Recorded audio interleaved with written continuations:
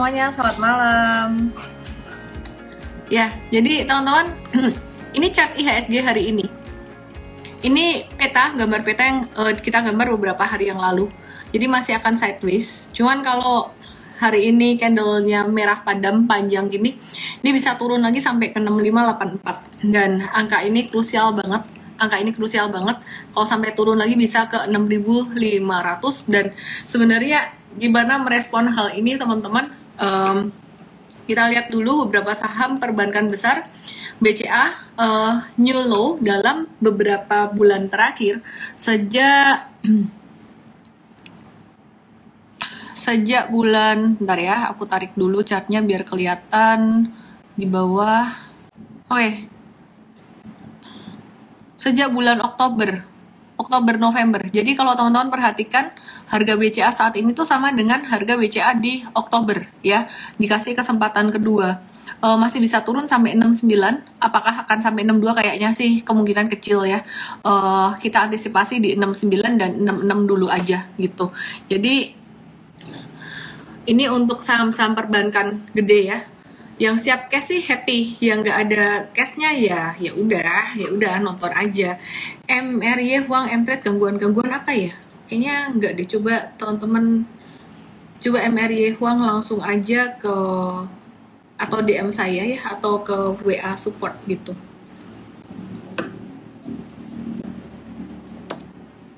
Oke. Terus aku mau review dulu saham perbankan gede ya guys ya. Aku mau review dulu saham perbankan gede karena ini inflasi Amerika naik lagi dan di atas ekspektasi, di atas perkiraan dari analis, di atas konsensus analis gitu.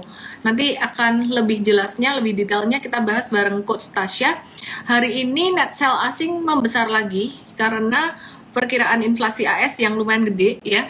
Jadi kemarin net sell-nya tuh sebenarnya udah mini-mini, udah kayak sisa puluhan M aja. Nah, terus hari ini net sell asing jadi BCA tuh dijual 268,5 miliar, Bank Rakyat Indonesia 221 miliar, BRI 142 miliar, ASII 118 miliar, BNI 69 miliar. Jadi kita wait and see dulu selama asing masih net sell kayak gitu, kita wait and see dulu gitu ya. Nah terus hari ini tadi kita lihat juga Bank Mandiri, aku langsung aja tuh the point. Besok horor, biarin aja, kalau mau jatuh cepet aja jatuhnya gitu, jangan kelamaan. Kalau kelamaan jatuhnya malah bosen marketnya. Bank Mandiri hari ini udah breakdown supportnya lagi, supportnya lumayan kuat di angka 7350 tuh dulu bekas high pada bulan September dan Oktober di 7350 ya. Dan dia bisa turun, bisa terkoreksi sampai level 6875 sampai 7000. Mari kita sambut dengan lapang dada, dengan tangan yang terbuka ya, dengan tangan yang terbuka. Asalkan teman-teman siap punya cashnya gitu. Kalau misalkan nggak punya cash ya nggak apa-apa, nonton aja, ditunggu aja dulu gitu. Masih bisa naik nggak sih sebenarnya? Masih bisa gitu ya. Jadi masih bisa banget untuk BCA, BMRI, terus kemudian BBNI, BBRI itu teman-teman kalau misalkan ada nyangkut di atas tuh nggak apa-apa ya, nggak usah terlalu dipikirkan. Sabar-sabar aja. Saham-saham kayak gini fundamentalnya bagus dan pasti akan recover. Terus kemudian kita akan review untuk saham-saham berfundamental gede juga nih. Salah satunya adalah Astra International, yang dimana kemarin kita juga udah review Astra ini. Dia naiknya sifatnya temporer aja dengan volume transaksi kecil, kena di resisten MA200, masih bisa turun, dan hari ini turunnya volumenya lebih gede daripada naik 2 hari kemarin. Jadi Astra International bentar lagi nih kena nih dari target pattern double topsnya dia, kena di 5750 dan bahkan bisa turun sampai ke 5300 kemungkinan ya, 53 sampai 55-an. Aku sih nungguin aja, sedia cash buat ngumpulin dia di bawah gitu. Oke. Saat Windrest naiknya mungkin nggak sampai Windrest deh, kayaknya sekitaran September Oktober, biasanya bottom market tuh sekitaran bulan Septemberan gitu. Terus kemudian itu ASII, kemudian BBNI. Kita lihat BBNI. Oke, BBNI ya teman-teman ya, kita lihat.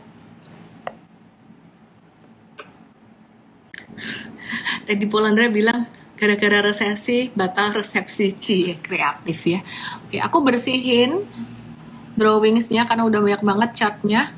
Sebenarnya sisa 1 atau 2 garis yang signifikan aja di sini.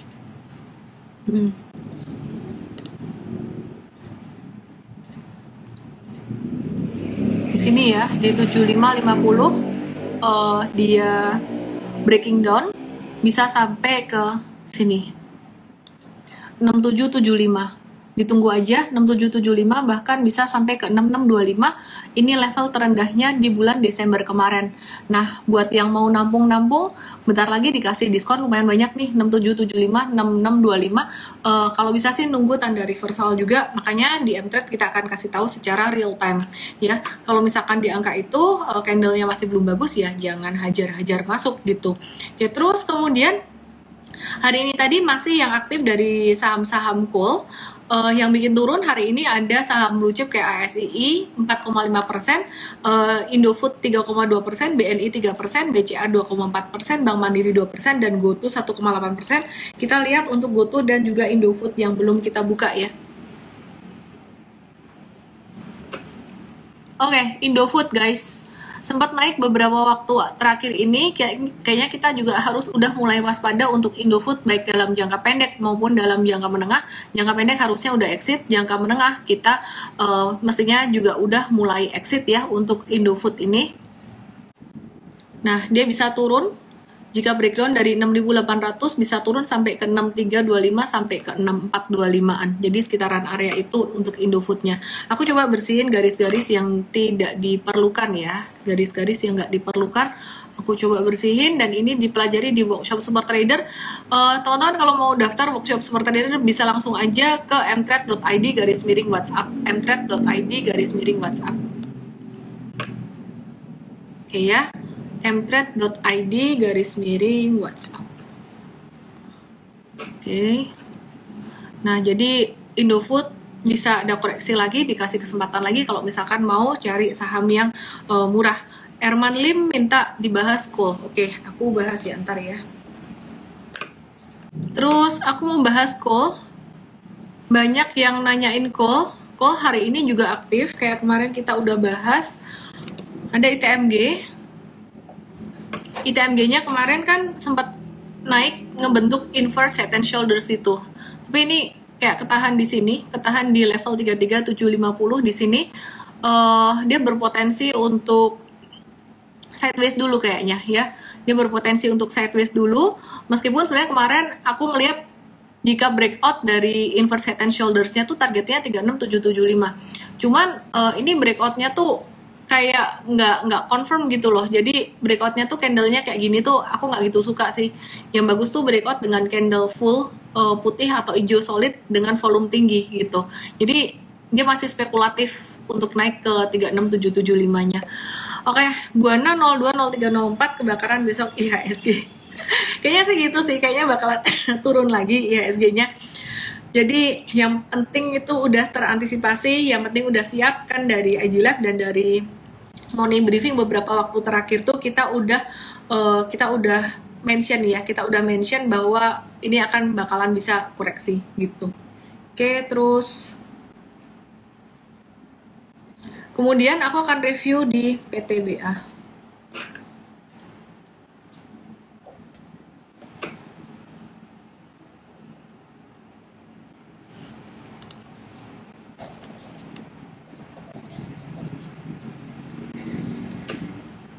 Ya, PTBA ya di sini ya. Jadi teman-teman perhatikan, PTBA juga sama. Kemarin kita lihat candlenya bagus, ada kemungkinan sampai ke 4150. Cuman sekarang udah tinggal ngehold aja sih, bukan waktunya buy ya. Jadi udah di tengah-tengah, udah di posisi nanggung. Terus kemudian UNTR.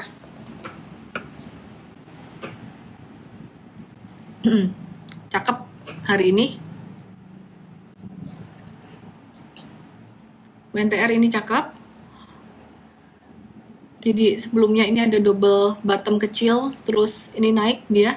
Dan hari ini naiknya dengan volume yang lumayan. Aku bersihin chartnya, aku gambar ulang ya. Untuk United Tractors.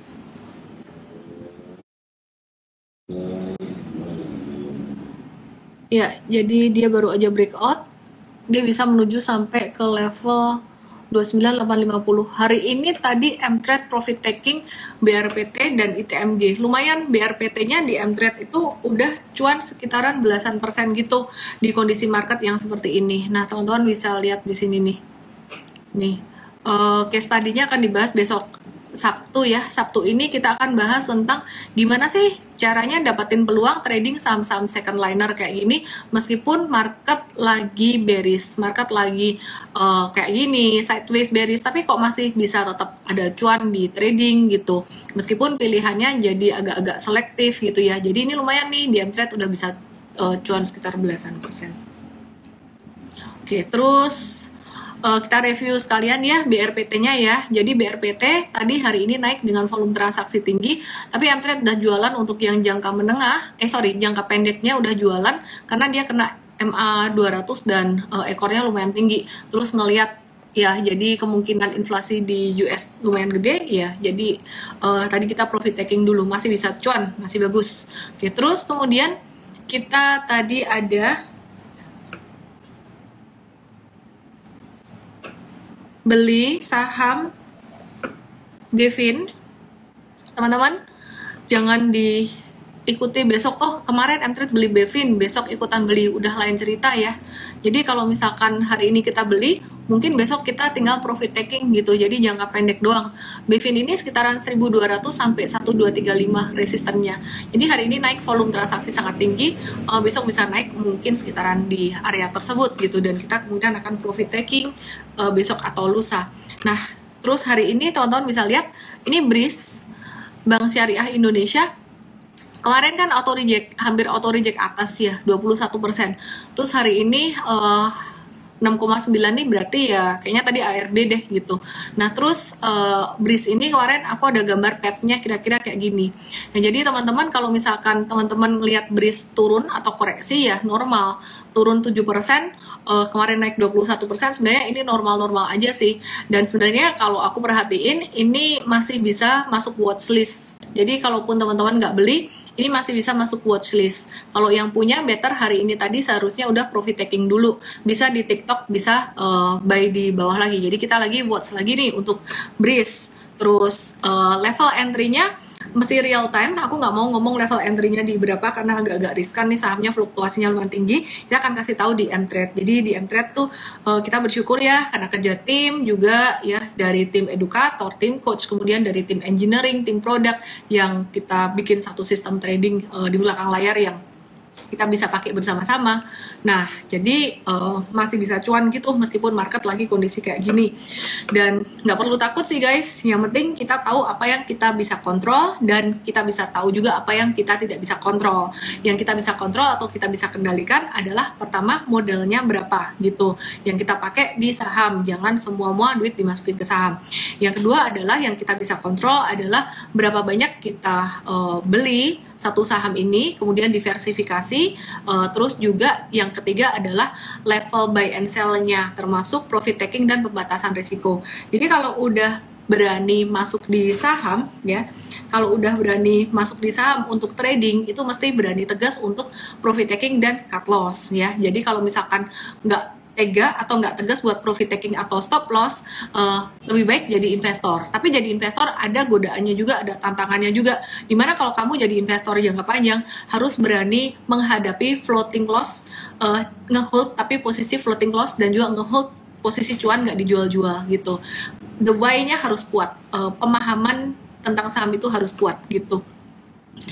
Sunday Viewer nanya, Miss percaya nggak kalau gap hampir selalu tertutup? Hampir selalu iya, tapi kalau selalu tertutup enggak, karena IHSG juga sempat ada gap dan gapnya nggak ketutup ketika gapnya itu adalah breakaway gap.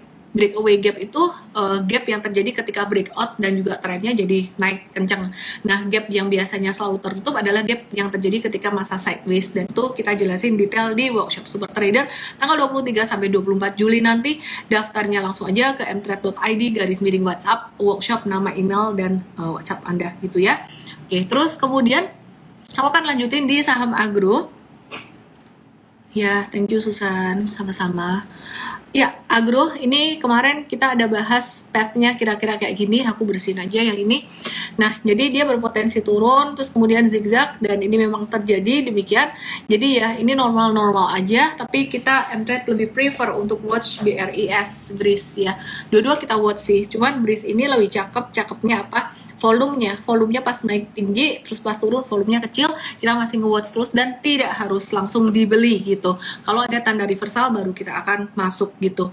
Nah, terus kemudian ada beberapa watchlist untuk member MTrade. Besok kita akan bahas di morning briefing MTrade ya. Jadi saya nggak akan mention di sini karena pilihannya udah dikit banget gitu ya. Udah dikit banget. Jadi ini spesial untuk member MTrade.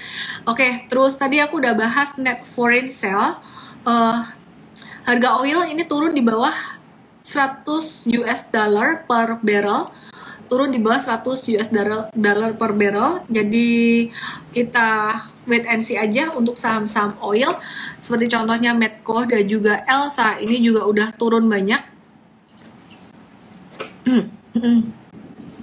Ini udah turun banyak, dia bahkan udah kena ke MA 100-nya. Aku bersihin chartnya ya, kena MA 100, kita wait and see ya, kita wait and see. Jadi nggak usah takut teman-teman, karena kalau market naik dan turun tuh wajar. Bahkan kalau turun, semakin cepat turunnya semakin bagus. Saya lebih nggak suka kalau marketnya sideways. Kalau marketnya sideways itu ya istilah kata hidup enggan mati tak mau. Kalau turun masih ada bagusnya. Kenapa? Turun itu artinya seperti bola dilempar ke bawah kenceng, dia akan mantul naik. Kalau misalkan sideways itu ngeselin, kayak bola tuh dilempar digelindingin, nggak kemana-mana gitu, naik enggak, turun juga enggak gitu. Edili, besok nggak usah buka OLT ya misal. Pokoknya notifikasi di MTrade dinyalain aja. Kadang-kadang orang ketakutan market turun, IHSG turun. Tapi yang terjadi pas jatuh, pas sahamnya beberapa saham jatuh, itu justru malah kena support kuat dan terjadi pantulan. Nah, yang nangkep posisi ini, yang nangkep peluang-peluang kayak gini adalah orang-orang yang ngerti, termasuk investor-investor gede gitu. Jadi kalau dari MTrade sih kita tetap pantauin, kita tetap pantengin, dan justru kita tuh sebenarnya ngelihat mulai ada beberapa saham yang kita bisa watch untuk level-level supportnya buat buy on weakness, terutama saham-saham komoditi dan juga saham konstruksi, itu juga banyak yang disupport gitu. Jadi manfaatin pantulan buat trading jangka pendek aja. Kemudian dari penjualan mobil bulan Juni 2022 yang menarik, malah naik di angka 8,9% dibandingkan bulan sebelumnya yang terkontraksi di angka 9,77% gitu. Nah, naiknya penjualan mobil saat ini tuh menunjukkan pasar mobil udah mulai recover dari masa pandemi COVID-19 2020 yang lalu.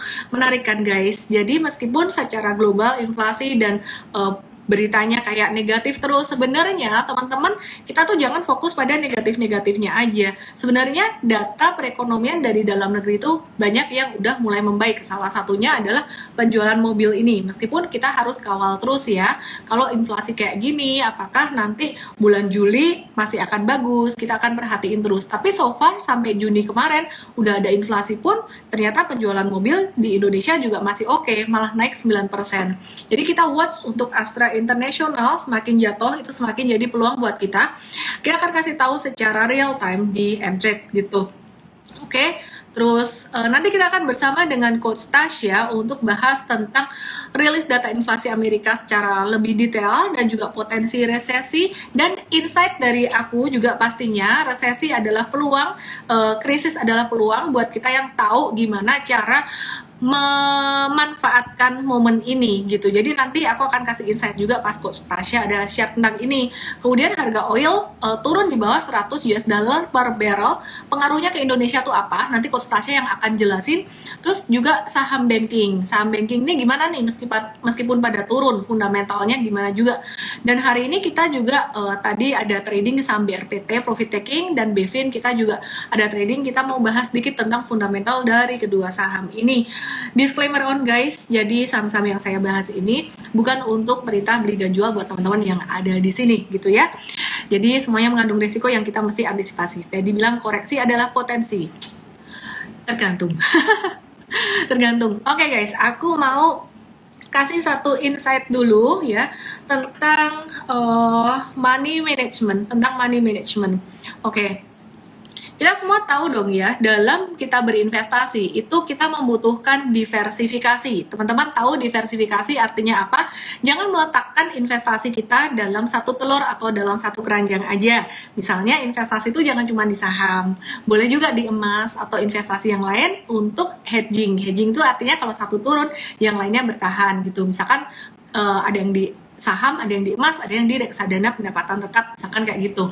Nah, di saham sendiri, dalam berinvestasi saham, kita juga melakukan diversifikasi juga. Artinya dalam satu portfolio itu terbagi menjadi beberapa saham, mungkin 5-10 saham, dalam arti 10-20% untuk satu sahamnya. Kemudian ya, kalau kita perhatikan, jangan dari investor legendaris dunia Warren Buffett. Warren Buffett itu bilang apa? Diversifikasi yang lebar, diversifikasi yang luas, itu hanya diperlukan kalau investor tidak memahami apa yang mereka lakukan. Artinya, kalau misalkan kita paham dengan apa yang kita lakukan, semestinya investasi kita akan menjadi lebih terkonsentrasi. Logikanya, kalau kamu yakin dengan satu instrumen tertentu, kamu akan lebih fokus di situ, duitnya banyak dimasukin di situ. Insight dari aku gimana? Banyak yang galau, banyak yang nanyain tentang hal ini. Kalau gitu diversifikasi terlalu luas nggak bagus dong? Iya sih, kalau lebih dari 10 saham, repot juga mantaunya. Tapi kalau kamu masih pemula guys, ya, insight dari aku adalah, iya, emang diversifikasi luas itu untuk meminimalkan resiko, terutama buat pemula, dan bisa meminimalkan, mengurangi cuan juga, jadi nggak terlalu banyak kalau misalkan kamu cuan dari satu saham gitu. Nah, kalau kamu mau lebih terkonsentrasi, boleh, asal siap dengan resikonya. Terkonsentrasi itu lebih sedikit saham atau sedikit instrumen investasinya. Seperti kata Kong Warren Buffett ya, Warren Buffett dia ngerti banget apa yang dia beli dan dia lakukan. Jadi investasinya Warren Buffett ini lebih terkonsentrasi. Ya silahkan aja karena dia benar-benar ngerti apa yang dia lakukan. Tapi kalau kamu belum ngerti-ngerti banget dan belum confident, belum percaya diri, ya nggak ada salahnya kalau kita mulai dari yang kecil dan diversified dulu. Jadi jangan, maaf kata, jangan sok-sokan mau ngikutin langkahnya investor yang udah benar-benar dia ngerti banget setiap hari itu makanannya laporan keuangan, ngecekin riset kayak gitu, ya. Jadi beda level conviction-nya atau level confidence-nya teman-teman yang masih pemula. Nah, sampai akhirnya kamu makin pinter dan makin lihai ya dalam menganalisis saham, kamu boleh tuh lebih terkonsentrasi untuk satu saham. Lagi pula, investasi itu bicara masalah hati dan personal. Nggak perlu niru orang lain yang karakternya lebih berani kalau misalkan karakter kamu lebih steady. Yang terpenting, kita tuh bertumbuh tiap hari, everyday get better. Jadi, sabar aja ya, jadilah diri sendiri, oke? Oke, kita balik lagi bahas tentang saham dan juga investasi yang lainnya. Di sini ada yang bilang, wah kok hedgingnya emas, emasnya juga turun nih. Iya bener, emasnya turun, tapi yang aku maksud bukan beli emas di pasar forex kayak gitu, enggak. Yang aku maksud adalah kamu tuh benar-benar beli emas batangan. Jadi kalau misalkan kamu beli emas batangan atau beli emas yang ada wujud fisiknya, itu secara rupiah dikali dolar, biasanya gini, kalau emas turun, dolar naik. Kalau emas naik, dolarnya nggak turun gitu. Nah itu nilainya kalau dikaliin dengan US dollarnya itu jadi angkanya nggak terlalu fluktuatif. Bahkan kadang-kadang emasnya turun kalau US dollarnya naik tinggi, emasmu juga secara rupiah bisa ikut naik. Kira-kira kayak gitu insight-nya gitu ya. Oke. Mataku pedes. Kalau mata pedes tanda apa ya? Tanda mau cuan atau tanda ada yang ngomongin? Aku invite Coach Tasya. Cara beli emas gimana? Ke toko emas lah. Masa ke sekuritas?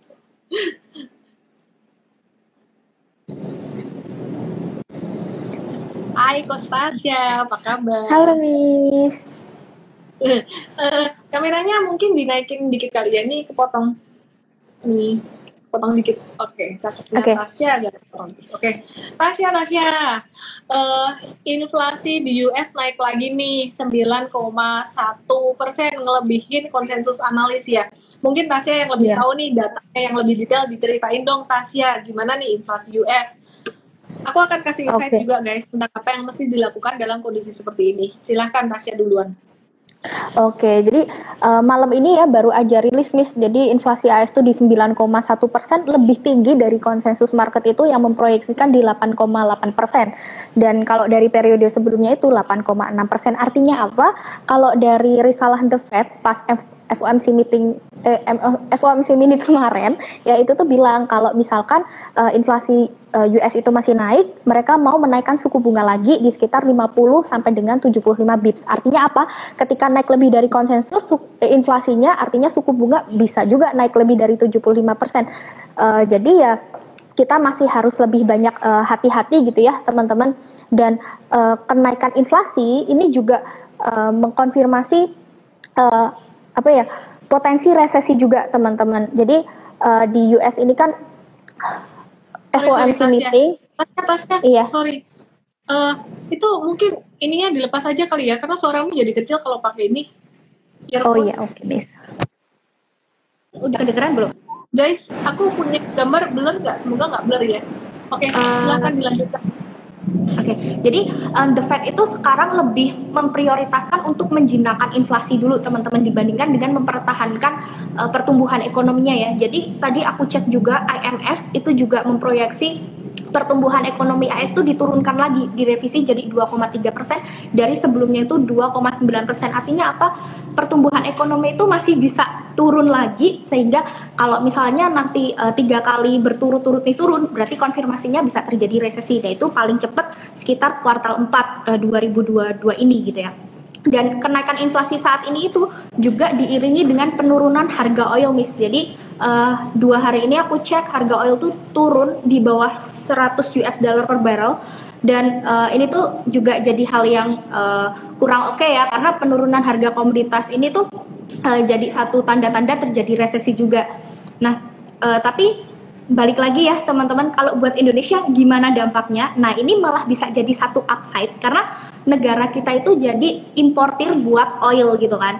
Nah, ketika harga oilnya turun, ini nanti bisa subsidi kita tuh makin kecil, terus nanti neraca dagang kita tuh bisa surplus lagi gitu ya, cadangan devisa kita juga bisa membaik gitu. Nah, tapi kita belum bisa ini ya untuk bilang nanti akan positif ke cadangan devisa secara langsung gitu tuh belum tentu. Kita harus monitor paling nggak ya 1 sampai 2 bulan. Kalau misalnya oilnya itu masih di range di bawah 100, ya ini tentunya akan bagus untuk kita. Cuman downside-nya juga ada ya teman-teman, ketika harga oil ini turun, artinya harga komoditas itu kan juga nanti akan turun. Padahal kita kan juga sebagai penghasil komoditas. Nah, cuman nanti ya kita harus monitor lagi lah, paling nggak seperti itu. Oke, teman-teman, aku mau kasih insight ya. Ini ada yang bilang, Tasya gembala M-Trade, netizen domba-dombanya. Lucu juga ya. Kita mengembalakan domba-domba trading. Oke lah. Wah, Afif kemana Pak Budi nyariin Coach Afif nih? Oke, besok kita sama Coach Afif ya.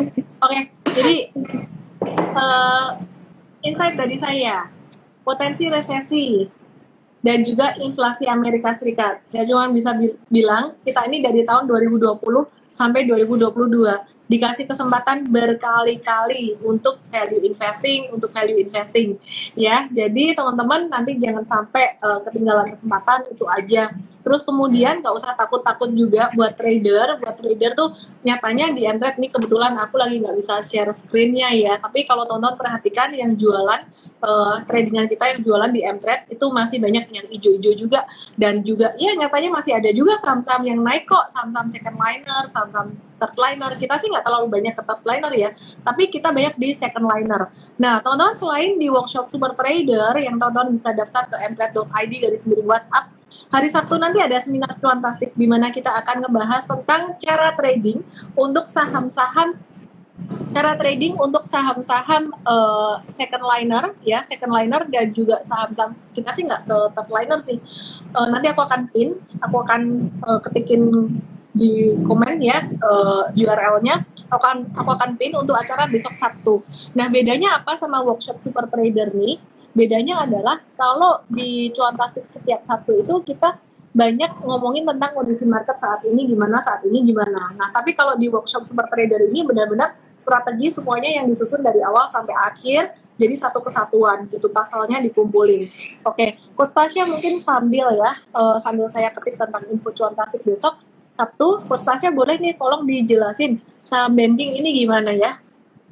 Oke, tadi berhubung bicara soal value investing ya, jadi ya walaupun saat ini tuh sentimen secara makro lebih banyak bearish ya teman-teman karena inflasinya juga naik, terus suku bunga kita tuh kok belum dinaikkan. Nah, ternyata ada juga sektor yang masih potensial ya, bahkan beberapa sekuritas itu masih ngasih rating overweight buat sektor perbankan khususnya. Nah, di banking big caps, kenapa sih kok masih potensial gitu ya? Karena pertama, melihat dari struktur deposit, teman-teman kita bisa lihat dari rasio kasa ya.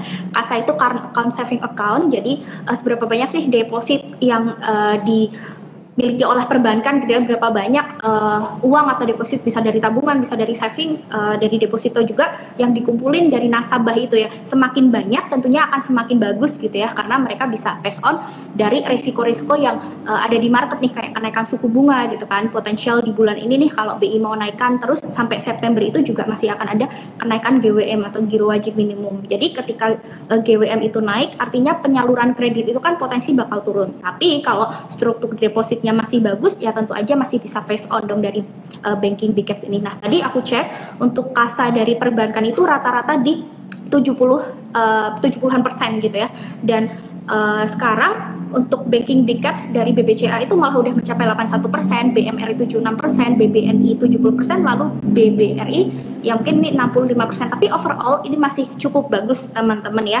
Jadi ya kita masih bisa berharap kalau misalkan harganya turun, ya ini malah menjadi peluang karena valuasinya masih murah, fundamentalnya masih bagus, jadi kita masih bisa nyicil beli gitu. Cuman nyicil belinya ya teman-teman jangan all in, tentu lihat dari teknikalnya nanti bersama internet.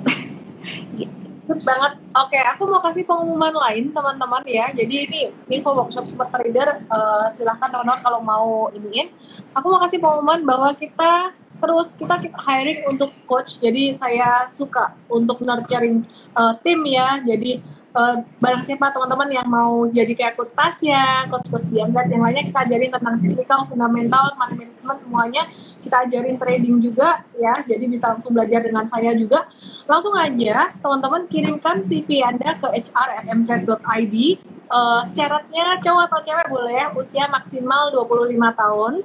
Ya, jurusan apa aja sih sebenarnya boleh ya, tapi lebih disukai jurusan akuntansi dengan IPK di atas 3,6, IPK di atas 3,6.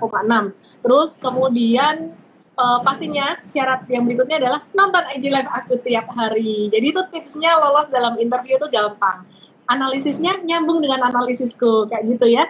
Oke, Coach Tasya. Hari ini ada saham BRPT dan juga BEVIN yang lumayan ramai. Boleh nih dibahas nih. Oke, BRPT tadi kan udah sempet bahas tentang penurunan harga oil ya, Miss. Jadi di sini walaupun harga oil itu turun, tapi ada juga emiten yang kena dampak positif. Salah satunya juga BRPT ini. Nah, kalau teman-teman tahu BRPT itu kan emiten yang produksi petrokimia ya. Petrokimia itu kayak bahan setengah jadi yang digunain kayak buat plastik atau kosmetik dan lain sebagainya, dan ternyata ini bahan bakunya tuh ada dari minyak gitu. Nah, kalau minyaknya makin murah, tentu ini makin bagus buat BRPT karena COGS atau beban bahan baku mereka itu bakal jadi lebih ringan. Nah, kalau misalnya lebih ringan, artinya margin mereka tuh bisa lebih meningkat lah kayak gitu. Jadi hubungannya ke pendapatan tentunya akan lebih optimal kayak gitu, Miss. Terus tadi tentang BEVIN ya. Oke. Kalau BEVIN tadi aku cek tuh ada ini teman-teman, berita tentang Jeriang tuh udah ini ya menuntaskan untuk tender offernya ya. Jadi udah sebenarnya sentimen dari lama ya tender offer itu, tapi tender offernya ini cukup gede teman-teman, mencapai 57% gitu ya dari kepemilikan saham publik. Ya ada upside dan downside-nya ya. Downside-nya tuh banyak yang memperkirakan ya nanti kalau misalnya sampai 57% nanti free float-nya bagaimana. Tapi ternyata ini free float-nya masih tetap bagus ya teman-teman, masih memenuhi standar dari OJK juga di 7,5%, dan malah ini menjadi satu yang cukup bagus karena maksudnya Jeriang ini kan dia kalau kita lihat dari historicalnya, dia itu, maksudnya beliau adalah orang yang mendirikan Genius juga ya teman-teman, terus pengendali jago. Jadi di sini Bevin tuh ada potensi untuk menambah ekosistem lebih luas lagi ke ekosistemnya jago dan juga bersama Goto gitu. Jadi ini cukup menarik juga buat Bevin gitu ya teman-teman. Cuman ya nanti kita perlu lihat lagi lah secara teknikalnya teman-teman, karena ini kan sentimen ya, kita nggak tahu nanti price in seberapa lama begitu. Oke, tim Mtrade ya, tim Mtrade kumlot semua, iya dong, Konstansia ini kumlot juga. Sebenarnya sih saya bukan masalah IPK berapa sih, enggak sih, cuman karena kalau IPK ini biasa rajin itu aja. Oke, terus kita balik lagi ngomongin saham lagi nih. Aku pengen review beberapa saham dari oil-oilan nih. Tadi kita udah bahas tentang Medco, aku mau bahas tentang saham Elsa. Mau bahas saham Elsa nih ya. Oke, Elsa ini dia berpotensi untuk turun lagi sampai 284, kayaknya bakalan bisa double bottom di sini, kita wait and see. Jadi Elsa kita masukin watchlist juga, terus kemudian, tapi beda sama watchlistnya Mtrade besok ya, watchlist Mtrade besok ya, biar dibahas di morning briefing deh gitu. Terus untuk Surya Esa Perkasa ini kita wait and see juga di level 685. Ini kita ada gambar, ada kemungkinan akan membentuk double bottom ya. Jadi di sini kan sempat naik ya. Kita udah antisipasi dia turun, makanya kita nggak buru-buru. Waktu kemarin dia naik, kita nggak buru-buru beli ya. Marketnya masih belum kondusif, jadi kita tunggu sekitaran level 685. Jadi teman-teman yang tadi nanya saham Surya Esa Perkasa kok turun ya, normal-normal aja sih gitu. Oke, gudang garam. Konstansia mau bahas FA-nya nggak gudang garam? Kalau enggak aku bahas teknikalnya nggak apa-apa.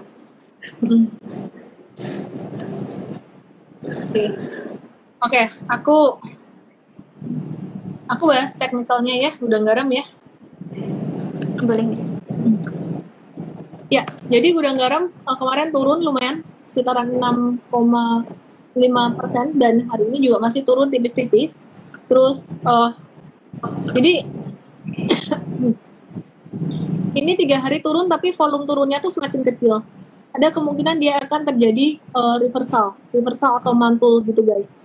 Nah, kita akan lihat lagi ya untuk pantulan atau reversalnya gitu. Untuk gudang garam sendiri saat ini valuasinya memang masih di bawah rata-rata, tapi nggak di bawah standar deviasi -1. Jadi udah di atas standar deviasi -1 gitu. Memang masih di bawah rata-rata. Nah, kita wait and see aja untuk gudang garam ini guys. Oke. UNTR udah aku bahas tadi, cukup bagus sih UNTR ya, mau diulang UNTR. Nggak kelihatan, blur. Oke, UNTR ya. Ya, Tasya kalau misalkan mau bahas sektor CPO, kalau enggak aku bahas teknikalnya. Silakan sih kalau misalkan mau habis UNTR. Ya, ini UNTR dia breakout dari level 28.000, berpotensi menuju ke 29.850. Volume transaksinya lumayan tinggi, tapi kayaknya besok bakalan terkontraksi dikit dulu sebelum kemudian dia naik lagi ke 29.850. Disclaimer on guys. Terus kita mau bahas sektor CPO. Konstansia ada yang mau dibahas dari CPO atau aku langsung aja ke teknikal? Mungkin CPO ini kan beberapa hari ini kan harga komoditasnya turun ya Miss, jadi memang masih netral lah kalau menurutku, karena dengan harga komoditas turun juga ini kan berpengaruh ke ASP juga gitu kan. Dan sekarang pemerintah itu sedang memprioritaskan ke daya beli masyarakat sama mensejahterakan petani CPO Miss gitu. Jadi harga TBS atau tandan buah segar dari petani itu turun banget gitu. Bahkan aku sempat cerita sama temanku tuh harganya sempat sampai 1.000 gitu kan. Jadi gimana caranya bisa harga TBS ini naik? Ya ini harus ada campur tangan dari pemerintah gitu. Dan yang terbaru pemerintah tuh mereka kan udah mengeluarkan minyak kita gitu ya, itu salah satu merek yang dari Kementerian Dalam Negeri juga kayak gitu. Jadi ini cukup bagus ya, mereka udah mengeluarkan minyak kita. Terus kabarnya juga mau bangun pabrik CPO nih sama pabrik minyak goreng di Bengkulu gitu ya. Harapannya ketika nanti ini udah mulai tersebar gitu ya di seluruh Indonesia minyak kita sama pabrik punya pemerintah nih, kemungkinan ya harapannya bakal ada BUMN di CPO juga gitu ya. Kayak gitu kan bisa menstabilkan harga CPO, terus nanti juga daya beli masyarakat juga akan baik. Jadi inflasi kita tuh nanti kedepannya bisa lebih terjaga lagi seperti itu. Karena kemarin kan dengan naiknya harga CPO terus banyak minyak goreng langka kan masyarakat juga ya terdampak juga seperti itu kan kurang baik. Tapi ya harapannya sih nanti akan lebih membaik lagi gitu. Dan kalau kita melihat di sektor CPO lagi, sekarang ini kebanyakan mereka sedang melakukan replanting gitu. Jadi dulu kan karena ada cuaca buruk gitu kan, kemudian produksinya berkurang. Nah, sekarang tuh udah dimulai replanting dan kayak AALI itu juga kan udah mulai dari tahun 2019. Artinya kalau perkiraan 5 tahun lagi itu bakal panen, ya di tahun 2023 2024 mendatang itu tuh produksi akan lebih banyak lagi, sehingga ya nanti ada potensi bisa lebih membaik lagi lah dari situ, Miss. Aku mau bahas GoTo ya. Ada yang nanya GoTo. GoTo nih dia ngebentuk lower high. Ya, dia ngebentuk lower high beberapa kali setelah dia naik lumayan signifikan 121% pada bulan Mei sampai Juni kemarin. Naiknya bukan didorong oleh satu hal yang fundamental, jadi menurut saya sih ya kayaknya kita mesti lebih harus berhati-hati di saham ini instead of being greedy here. Belum waktunya untuk serakah di saham ini, meskipun di area 320-an ini support ya, ini support, tapi supportnya minor aja guys gitu. Kalau aku sih kayaknya stay away dulu. Oke sih, itu aja dari MDKA. Let me check. MDKA goes 3000 ya. Bisa turun lagi. Oke, dari saya itu aja sih teman-teman. Jangan lupa teman-teman yang mau join untuk seminar Cuantastik hari Sabtu nanti langsung ke mtrade.id garis miring Cuantastik, karena Sabtu nanti kita akan belajar tentang gimana caranya kita masih bisa cuan dari saham-saham yang second liner. Third liner kita jarang ya, tapi lebih ke saham-saham second liner gitu, meskipun marketnya kayak gini. Oke, dan kalau mau ikut workshop langsung aja ke mtrade.id garis miring WhatsApp. Semoga bermanfaat. Saya Ellen May dan Coach Tasya. Selamat malam, salam profit, bye bye. Kami juga suara